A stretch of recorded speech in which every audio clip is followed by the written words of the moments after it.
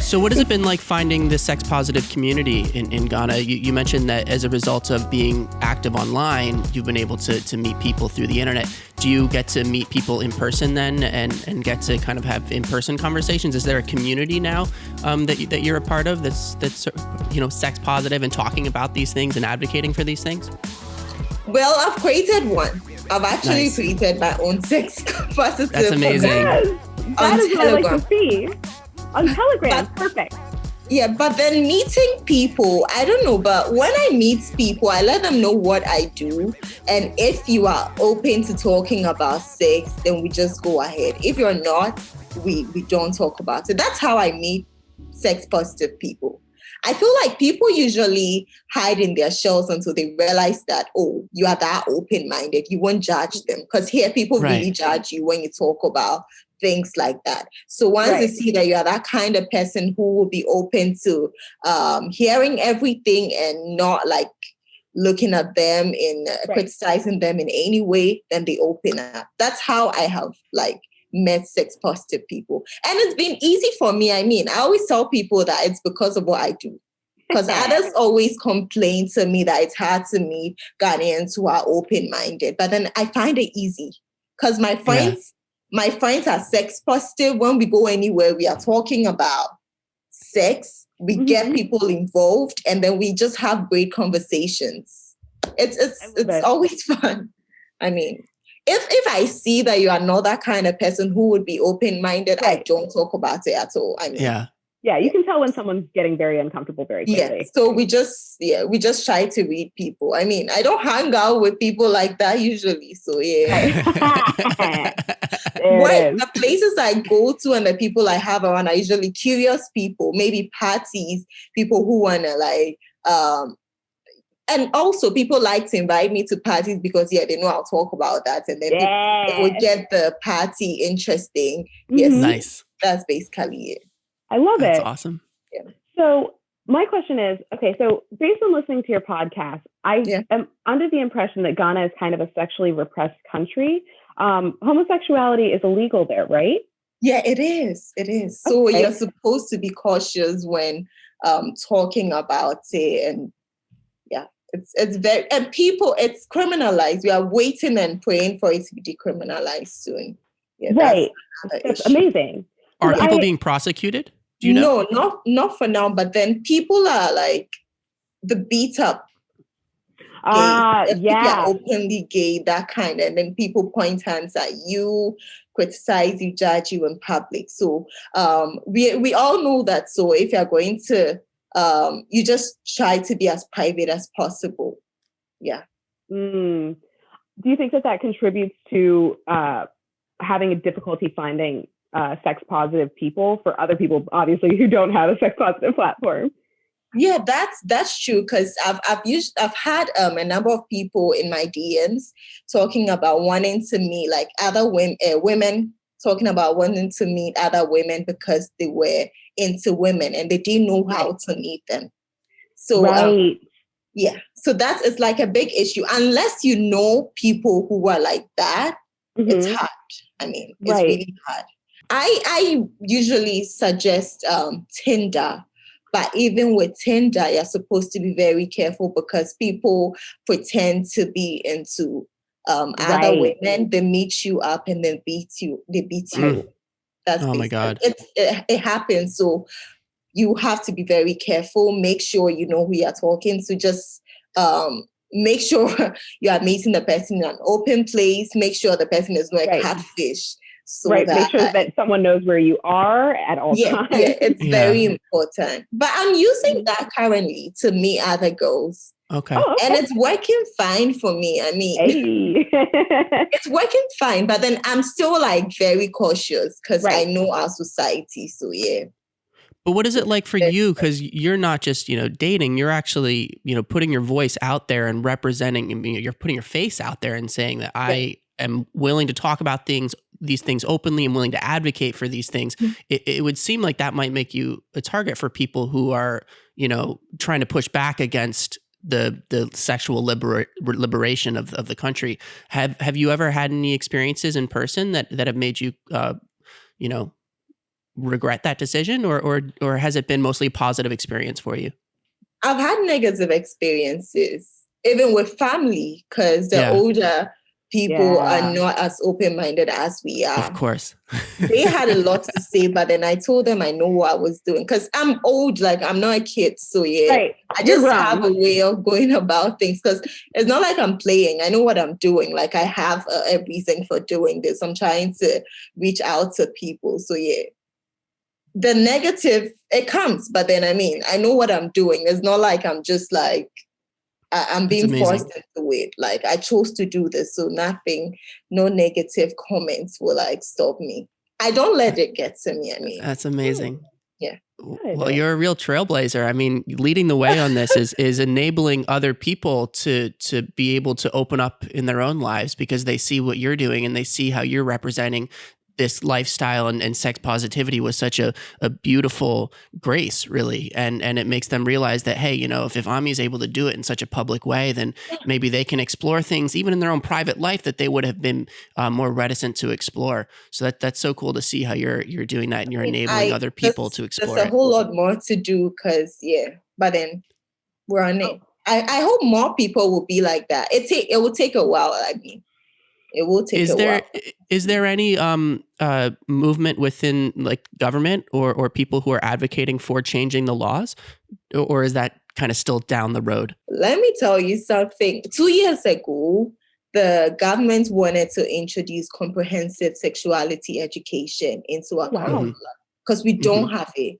Right. We have to learn a whole lot on our own. We don't have it in our curriculum. And our people like fought against it because they thought when they had a sexuality, they were thinking LGBTQ and they were thinking that the government was trying to force LGBTQ into like on us. They thought the government was trying to legalize it. So they fought against it. They couldn't like put it in the curriculum. It really hurts me that happened because we really need it.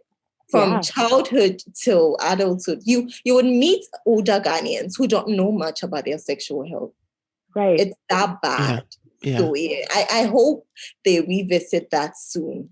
But then once the people are against that, there's not much you can do, I think. Do you feel that that's changing with the younger generation to the point where maybe there's potential that down the road you could have more success with changing these things?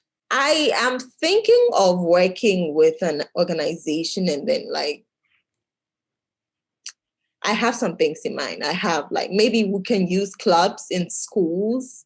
If it's not in the curricula and there's a club that students can join where they learn everything they need to know about their sexuality, it'll be great. And you just call it something different. Right. Maybe use a different word. Pardon? Maybe use a different word. Instead of sexuality, call it like sex education. I don't know. Think about the branding, you know what I mean? It's like the after school, like boys and girls club, or like just like something super innocuous, innocuous rather, where you're just like, oh yeah, it's like the soccer club or some stupid shit, right? Call it the Fun Time program. The Fun Time club. I feel like that would be great. Like it will help a lot. Like to teach the kids and then like make them more. That's basically that's what I have in mind. So I'll put that too. That's awesome. I'm working on it. Let's see. But do you see like in terms of, the older generation being much more conservative and not open to even talking or thinking about these issues and there being, complete pushback there. Do you think that because the younger generation has, exposure to the internet and people are maybe exploring things more now, people like yourself are enabling people to talk about these things more. Do you think that down the road it's going to be easier to change the legislation? It will be. It is getting better. Let's just give it like a few years. Okay. It will because I know lots of young people who are not straight, lots of young people who are like bisexual, who are gay, but cannot like come out to their parents but then I feel like once there's a larger community, it will be easier. Once like there's a lot of people talking, we get it done. Right now it's not a lot, but let's just give it time. Yeah. I mean, here in America, we are slightly ahead of you in that change. Like, obviously, we've legalized gay marriage. You are far ahead. We are far ahead. Yes, no, we are far ahead, like legislation-wise, but like on the streets, there's still like we absolutely have a LGBTQ plus community here, where like you can actually find other people, but there is still a lot of pushback against homosexuality just from your casual American. There is America's a surprisingly religious country for a country that is supposed to have a separation of church and state. Yeah. When you leave New York, it gets real weird. Oh. We're very fortunate to live in New York City. As soon as you leave New York City, it's like, where are we? This is like you go back in time, it feels like. Yeah.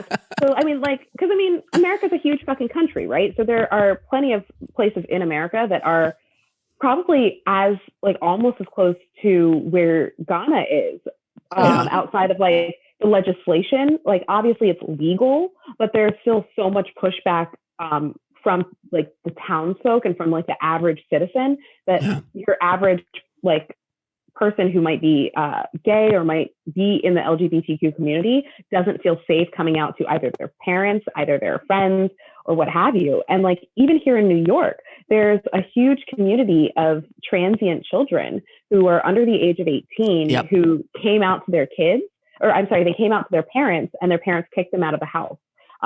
So even here in New York City, where it's supposed to be really liberal and really open, you have what have been dubbed the Chelsea Piers kids, because they hang out around Chelsea Piers, but they're usually homeless and they're usually LGBTQ kids who've been kicked out because of it. So, I mean, we're ahead of you in that it's legal here, but still a lot of work to be done. Right. Yeah, I see that. For us, we're now starting. So, yeah, but that's great that you're actually like that there is change being made. And I think that your podcast is all obviously helping that change push forward, because people are seeing that you are willing to be public, you're willing to be open, you're willing to be honest, and talk about things that are just so taboo. Exactly. And I've noticed, I mean, that's part of like where I'm at. I love talking about taboo topics. I don't know if you saw the kink episode of our show, but that was like one of my favorite episodes because still our most watched episode yet, I might add. Oh, okay. So kink is it's a popular topic. Yeah, I love taboo topics too. Yeah, I love talking about sex, and I love talking about the positive and negative sides of sex. Mm-hmm. Because like, even though I'm polyamorous, switching over to polyamory didn't come without struggle. There were plenty of times where I got super jealous and got upset and relationships went bad and things didn't work out. Like, just because I'm polyamorous doesn't mean, I have a magical relationship and everything's wonderful and rainbows and perfect. No, I mean, it's still work, but I found that like the way that I communicate with people through polyamory, after becoming polyamorous, it forces me to be a lot more upfront with people and a lot more honest with people, and just be really honest with myself about what needs I need met, what wants I need met, what desires I need met, and be able to voice those things to other people. But yeah, talking about taboo topics is always a difficult thing to start, but once you do, you find like everybody's like, oh my God, I can't wait to talk about it. It's so fun. Thanks for checking out this clip from our show. To watch more clips or full episodes, click on our profile below. If you want to stay up to date on all of our new episodes and videos, click subscribe. And if you have any ideas for future guests or topics that you would like to see us cover on the show, leave us a message in the comments or connect with us on any of our social media channels at Funtime Program or on our website at funtimeprogram.com. We'll see you in the next one. Bye-bye.